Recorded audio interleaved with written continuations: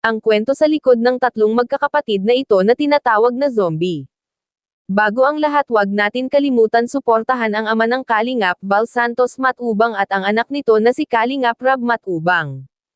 Ngayon malalaman na po natin ang buong kwento ng buhay nila at kung bakit kaawa-awa ang kanilang kalagayan, isang pamilya na nakatira sa bukid at malayo sa maraming tao, mga Kalingap. Kaya mga Kalingap, hiling namin lahat na sana po suportahan nyo sila at tulungan para mabago ang kanilang buhay mahirap ngayon. Kaya kami po ay umaasa sa inyong lahat na hindi ninyo kami pababayaan at lalo na mga Kalingap sa tuwing pagpunta namin sa kanila dahil napakalayo at liblib na lugar ang kanilang tinitirhan. Ito ang totoong kwento ng kanilang buhay, mga Kalingap. Ayon kay Chris, sa kanyang sinabi sa amin tungkol sa tatay nila, ay isa pala itong mabait na tatay sa kanila at pati na rin ang kanilang nanay. Mga Kalingap, dito na nga nagsalita si Chris kung bakit ganyan sila at nakwento nga rin, mga Kalingap, ng nanay nila kung ano ba talaga ang totoong rason.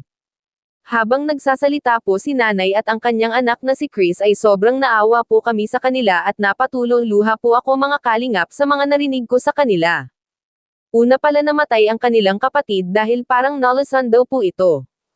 At ang mahirap pa, mga Kalingap, hindi man lang agad nila nadala sa hospital o kahit saan para matulungan at mabuhay ang bata. Sa dahilan po pala na walang-wala sila at sobrang hirap nila noon, kaya parang hinintay na lang nila na mawala ito. KD nga, mga Kalingap, wala silang pera pang gastos sa bata, kaya nang malaman namin ang katotohanan, sobrang naawa kami sa kanila, mga Kalingap.